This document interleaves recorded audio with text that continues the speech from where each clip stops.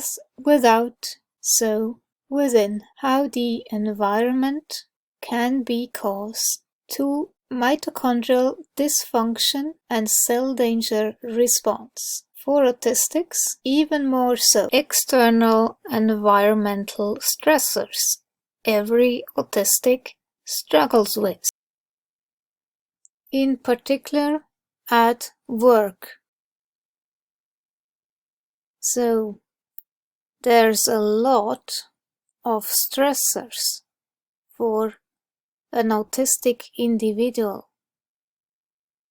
that works in an environment that isn't autism friendly. Mental underload, excessive demands, even the temperature, dirty work environment, in particular the lighting, noises and sounds, body contact if it's narrow, and then the different smells, possible problems with superiors that do not understand your autistic needs, problems with colleagues for the same reason, problems with clients for the same reason. You have to perform and serve the client well. And then irregular working hours might be another stressor. Shared working spaces. When you are used to having a routine or having your things placed somewhere in particular, and then a coworker comes and just uses your stuff, and then suddenly you don't find your work utensils, that's stressful too. Or when a coworker constantly talks and doesn't stop, that's so exhausting.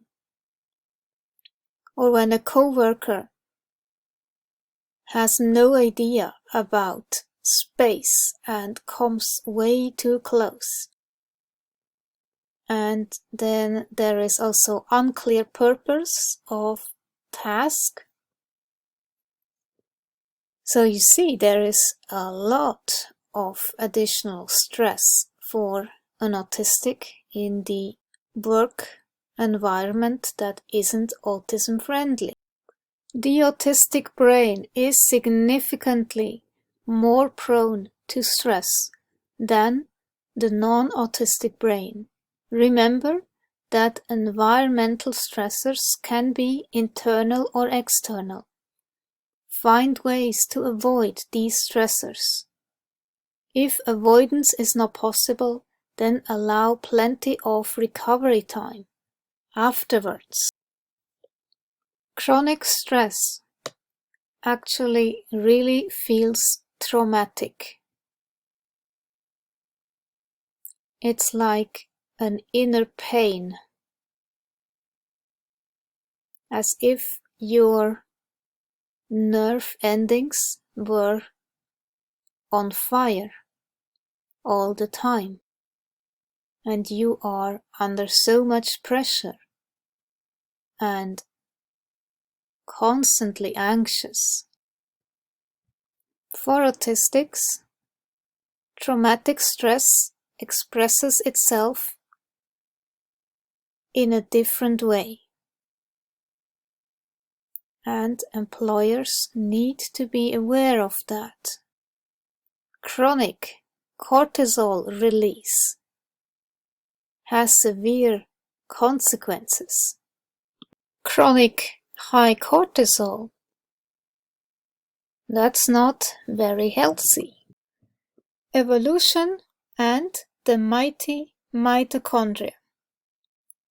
The mitochondria evolved as part of a cooperative and collaborative ecosystem, one in which they sense and communicate danger to the rest of the organism, and if need be, initiate the final death programs, something they should be loath to do, since their survival depends entirely on host survival. Clearly though, and from the very beginning, the mitochondria positioned themselves as the brains of the operation. Perspective: Cell danger response biology. The new science that connects environmental health with mitochondria and the rising tide of chronic illness. Diseases that are currently identified discretely might all have common symptoms. The mitochondria. Mitochondrial cell danger response to protect host. Mitochondrial go into alarm mode. The cell danger response, CDR, is a universal response to environmental threat or injury. Once triggered, healing cannot be completed until the choreographed stages of the CDR are returned to an updated state of readiness. The CDR is a cellular response. It has the power to change human thought and behavior, child development, physical fitness and resilience, fertility, and the susceptibility of entire populations to disease. Mitochondria regulate the CDR by monitoring and responding to the physical, chemical, and microbial conditions within and around the cell. In this way, mitochondria connect cellular health to environmental health. Mitochondria as danger sensors.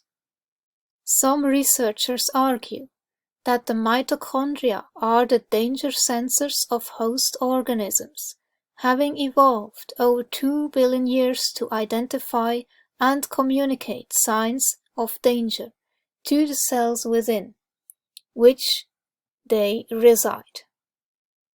The signaling is simple and yet highly refined, involving a series of switches that control cellular energy and thus cellular life or death.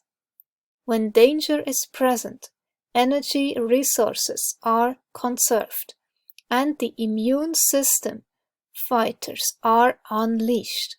When danger is resolved, normal functioning can resume.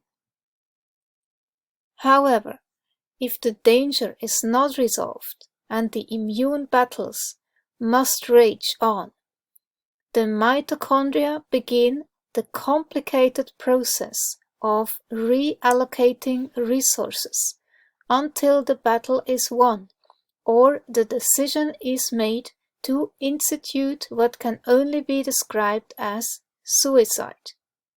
Cell death. Cell death is a normal occurrence in the cell cycle of life. Cells are born and die for all manner of reasons. But when the cell death occurs from mitochondrial injury, it is messy and evokes even broader immune responses, setting a cascade in motion that is difficult to arrest. And, as if on the battlefield, the host army is understaffed and under-resourced, no matter how hard the immune fighters battle. The fight will be lost, maybe not immediately, but eventually.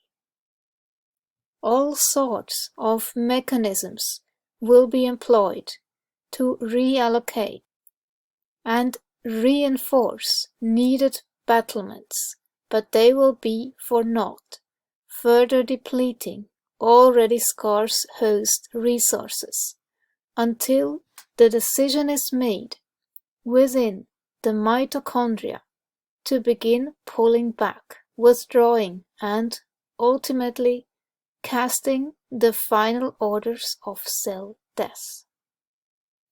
We can ask questions like, what resources are missing that would allow the immune army to fend off the danger once and for all, or what could heal the damaged cells, scavenge toxicants and oxidants, or recalibrate mitochondrial energy production?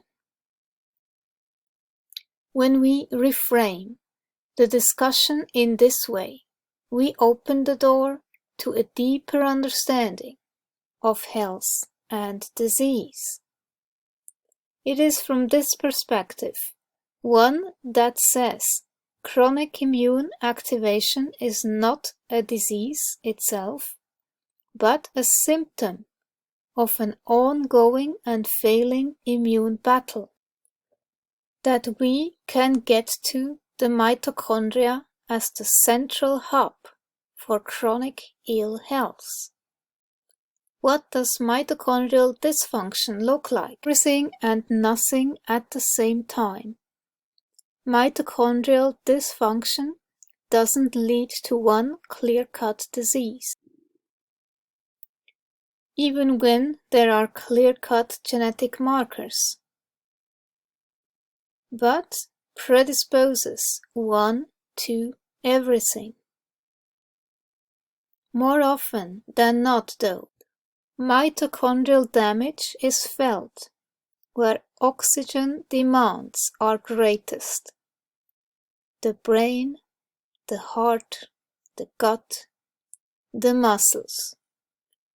Where mitochondrial damage is felt and the subsequent immune events present is complex and dependent upon the interactions among the host organisms' innate predispositions, environmental exposures, and nutritional status, with the latter two significantly influencing each other. From that, many symptoms might arise. For example, migraine, seizures, ataxias, and other neurological disorders. Mitochondria control energy. There is no other resource more important to the living organism than energy. Certainly, chronic fatigue should be considered mitochondrial in nature. I don't think there is a more clear-cut example of mitochondrial dysfunction than severe fatigue, muscle pain, and weakness. The question becomes, from where does the dysfunction originate and how can it be fixed or healed? For us autistics, the environment is the trigger when it's not adjusted to our needs. Consider the most consistent sickness behaviors across all illness include lethargy, fatigue, sleepiness, often followed by muscle and body aches, anorexia, or the loss of interest in eating. The achy muscles are moderated by mitochondrial retractions of energy. The reduction in energy is purely a function of mitochondrial resources, the microbial composition of the host, especially in the gut, but also on the skin and the various mucous membranes that interface with the outside world, can also moderate or trigger the danger signals that lead to mitochondrial dysfunction. For autistics, it is very much about terrain theory. clean the tank. And apparently, even Louis Pasteur, at the end of his life, said, "The microbe is nothing, the terrain is everything." Adjust the environment to the individual needs of the patient. An autistic can only thrive when the environment is adjusted to the individual needs. Therefore, there will be harmony and balance. You might know about companion planting. This is a very old technique already the Native Americans used. You grow plants next to each other that will basically give each other strengths. So both plants are healthy and strong. The same goes for human beings, of course. When you have people that support you, that have your back, that encourage you, that understand you, that hear you and see you as the person you are, this will so help you to grow strong roots.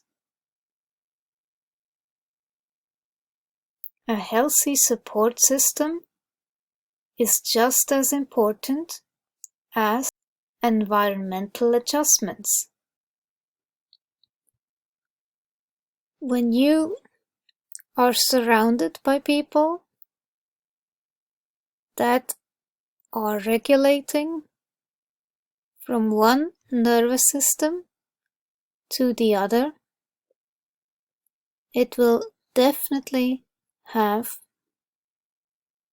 a calming effect. Unfortunately, many therapists actually are not aware of that.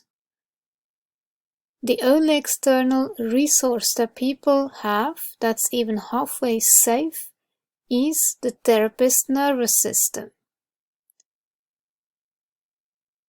What therapists do a lot, they unfortunately underestimate the impact of their nervous system on the client's nervous system.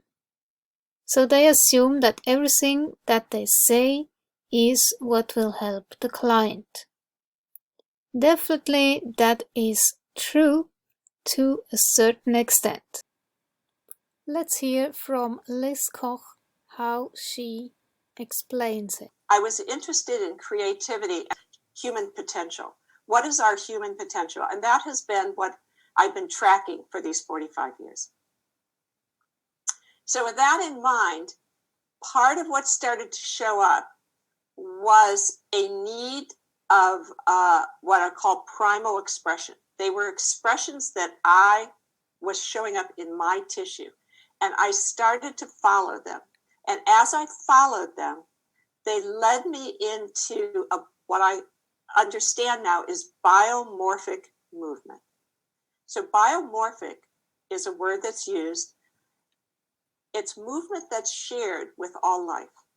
Whatever organism you are, whatever system, living system you are, anything that is alive is a fluid organism. So I started to follow these fluid systems. And I went in and actually learned to the portal into the fluid system, which is pre-nervous system. It's pre-conditioned.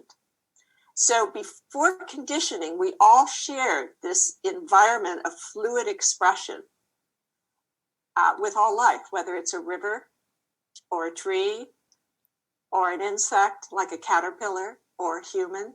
So we're sharing a cosmic conversation as well as an earthly conversation, as well as a personal conversation.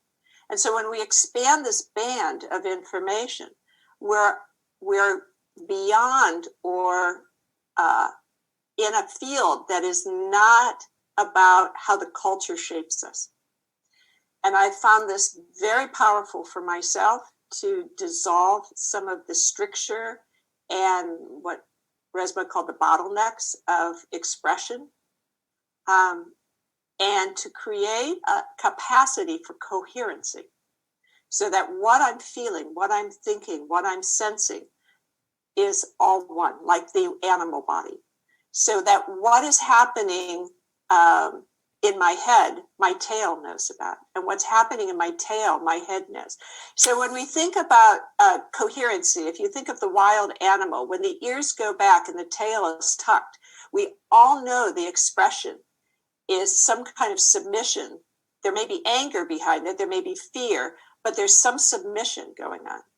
When our tail is up and our ears are up and our eyes are open, there is we can grasp it, not just cognitively, but literally sensory wise. We start to feel the hair on our backs. We start to feel the sensory system show up, and we're reading coherency, whether that is, we perceive it as play because the tail is wagging and the ears are showing something, or if we see it as confrontation. These gestures, they're primal gestures, are coherent, but not in the human white body. They are not coherent. There is the ability for us to say one thing and feel something different and express it differently. So somewhere through our lineage, there's been a major disruption. And I would put that probably within the context of colonization, but obviously before. And Resma has tracked some of that trauma that is in the white body, as many others have. What has happened to us that has left us so frozen that we don't even know we're frozen. We don't even recognize it as a response to life itself. I also believe that currently we establish that individuation of body through the white colonization as individuation. So we are groomed to be individualized, which is why I consider birth a barbaric dimension in the medical establishment, because we are isolating mammals, and mammals don't do that. Mammals don't give birth in strange places with lights on. We have taken the animal body and distorted it, to individuate it, to materialize it, to objectify it, to become a body of object. So I'm objectified as a body. I'm no longer a living process. So this can happen to anybody, whatever color skin, but we see the white body as the driving force towards this expression of individuation. We see it in separating mother and baby. We see it as, sleep training. We see it as, we see it throughout the culture of separating body from other bodies. But what we know in the realm of the nervous system is that mammals co-regulate. Their capacity to grow coherent is based on other bodies, and bodies that are more coherent than themselves.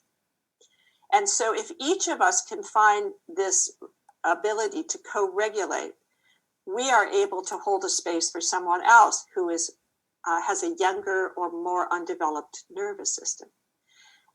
And if we knew that, we wouldn't separate mammals from each other, and we wouldn't believe that if you individuate an infant, they will grow up better. No, they will grow up more colonized and separate and unable to feel any kind of empathy or response or know how to regulate their own nervous system.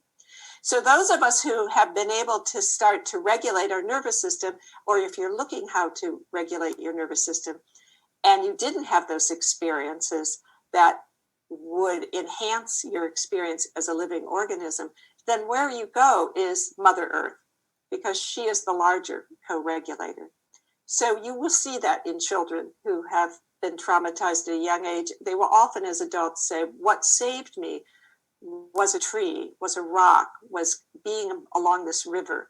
So they're entering into the biomorphic realm of where regulation is ultimately exists.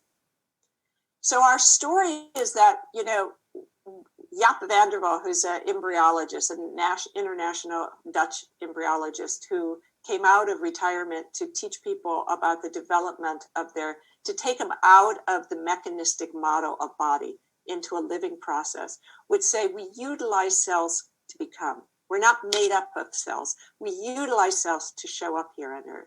And our first story it happens in the beginning of the separation of the cell.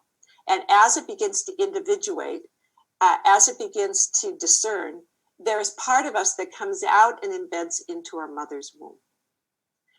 I call that a longing. It is a longing to show up here. And our first connection to Earth is the womb.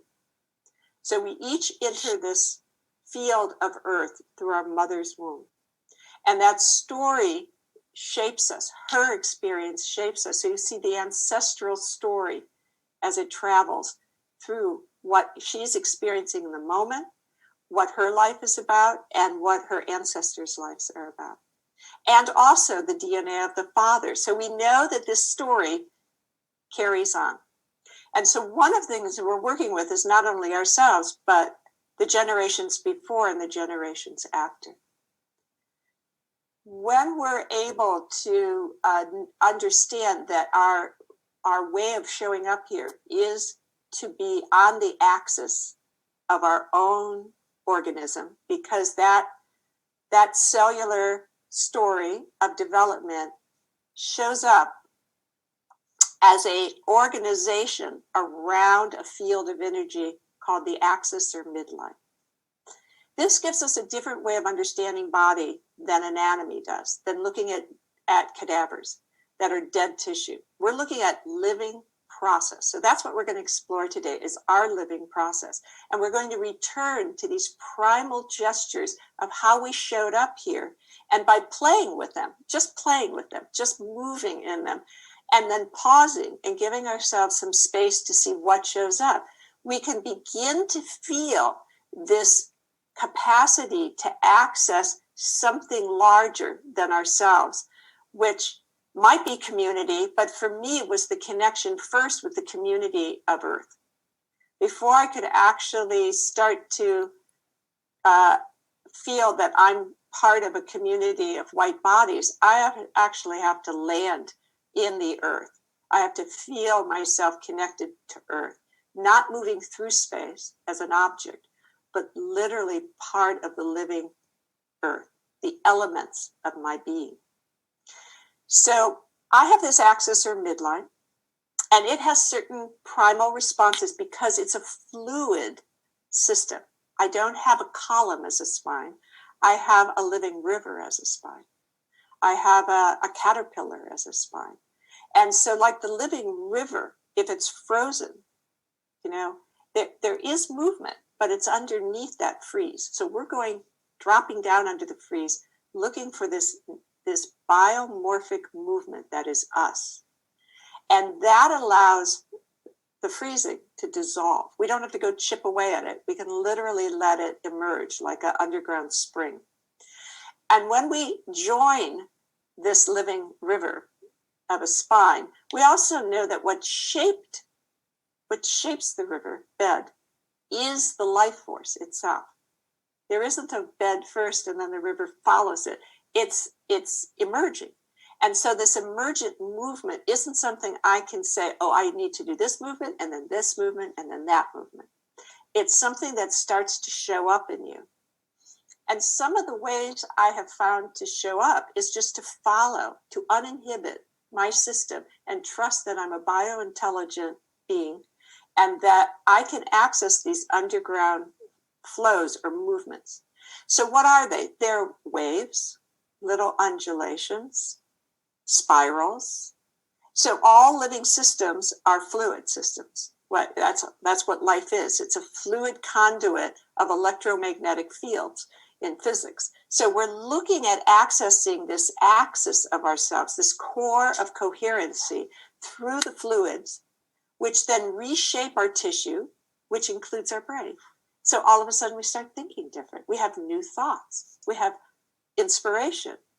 And it's a felt sense. You can't get there through thinking about it. You get there through the creative process of recapitulation, of the way organisms keep restoring themselves, keep showing up. So I return is one of them. So in the embryological story, I'm using my hands as an example, we fold in and then we unfold. And we fold in and then we unfold. And so the story of life isn't just going forward. It's about returning and metabolizing or integrating our experiences, which then allow us to unfold again. This takes us out of a trauma response into restorative gestures. So these are also incredibly restorative. And we're trusting our biointelligence. And if we find a lot of dissonance or incoherency, my recommendation is to pause. My recommendation is to pause a lot anyways, because we're really doing a call and response to the biointelligence of the earth, maybe to the astral bodies. We're looking at our axis now co-regulating with the earth's axis. And so the more I can feel something deep in my bones, the more I land in my bones. So weight is one of the ways that helps me land in my bones, getting on the floor, being on the earth, putting my belly to a tree, literally sensing the earth helps me show up. And for many of us, we live in places, on the 34th floor or where nature isn't present to me all the time. I'm not really sensing, smelling, feeling it in my isolated box. So we've created a culture that is also isolating and individuating. And so how do we re-enter this field is to land. And what I've wanted from this experience myself, my personal self, is I wanted us to go into this as a group, because I can do this on my own. But when I do it with a group, we are creating a field of coherency that we can actually, even on Zoom, feel, so that you're no longer sensing yourself as somehow, you're not objectifying yourself. You start to feel how you are part of this larger field, this coherency, and that you're contained like the fetus in the womb, in this womb that is also part of an axis of your mother, and she's connected to earth through the axis of the field of the earth. So we're in a larger relationship, and that relationship can keep opening up to be inclusive, so that there isn't something as other. There is differentiation, but there isn't this sense of lack of connection, which I think white bodies feel. I know I do a lot. It's all about that. Are you feeling safe? It's mostly the nervous system that helps the client either lean in or recoil from. It's always an interaction between one nervous system and the other, even if there are no words said. And so many therapists have no idea about how to calibrate their own nervous system. So they will possibly trigger their client, because they themselves are dysregulated. And as an autistic, you will feel that even more so. Our mirror neurons possibly are on fire. as sensitive, primal autistics, we will get very strong inner responses from what we observe in our environment. This can also be the exposure to noise when it's unexpected. There is an immediate fear reaction to that until we have located the sound and realized it is no danger to us.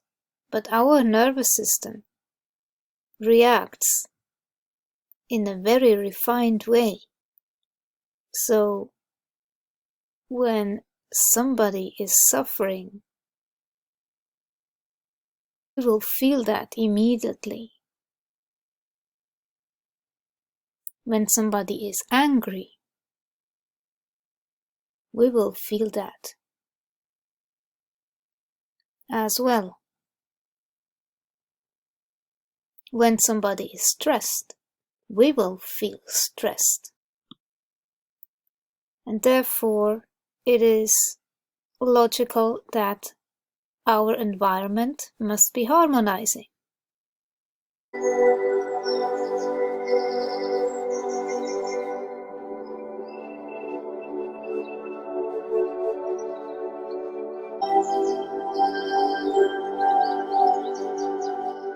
Or we will experience inner chaos,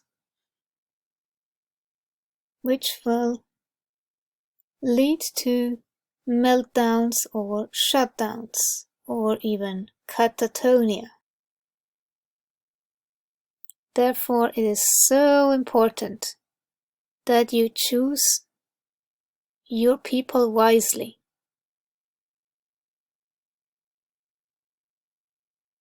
Those people that will trigger you, that will upset your nervous system, push you into a fight, flight, or freeze response. You really have to pull the plug there and no longer have any interaction with those types of people. Again, this is the principle of companion planting. Toxic people can totally uproot your sense of agency by pulling the rug under your feet, to the point where you question your own sanity. They will only weaken your own nervous system and therefore stress you out, which will cause health issues on the longer run. You can indeed be scared sick. Supportive people will make your roots strong. Triggering people will weaken your roots. Be very much aware of that. People are just as much part of the environment. Supporting people dampen the effect of everyday stress. Even for autistics, or maybe more so. We just socialize in a different way, but we are very much interested in connecting with like-minded people.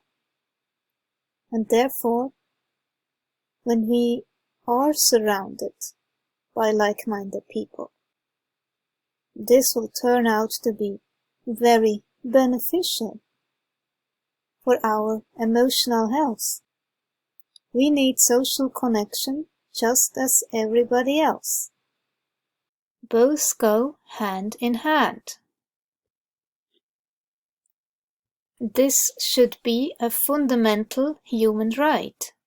So Bruce Lee is famous for having said, "Be like water." Be formless, shapeless, like water.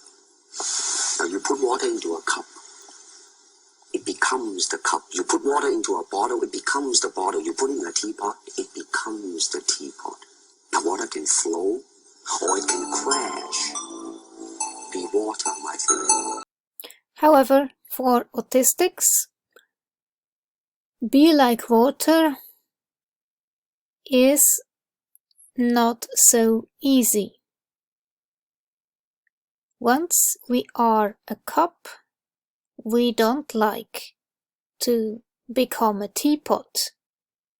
We like to remain in our cup because that's our environment that fits our needs. So we don't want change. Change will make us possibly feel stressed when it doesn't fit our needs. So the cup is the given frame, the adjusted environment in which we can thrive. And we don't like it when somebody wants to pull us out of our environment, basically cut our roots and push us into a new environment, into a teapot that doesn't fit our needs. The GI system has its own nervous system called the enteric nervous system. Research is emerging, suggesting that gastrointestinal disturbances, particularly those of this motility like IBS, gastroparesis, constipation, and pseudo-obstruction, but also anorexia, are mitochondrial in nature. Poor absorption and metabolism of nutrients and increased permeability of the tight junctions, allowing for the leaky gut scenario common in many chronic conditions, become prominent and are also symptoms of mitochondrial dysfunction. Thyroid dysfunction is likely mitochondrial in nature. The interaction between thyroid hormones and mitochondria is direct. Given the mitochondria's role in steroidogenesis, other hormone systems are likely modulated by mitochondrial function.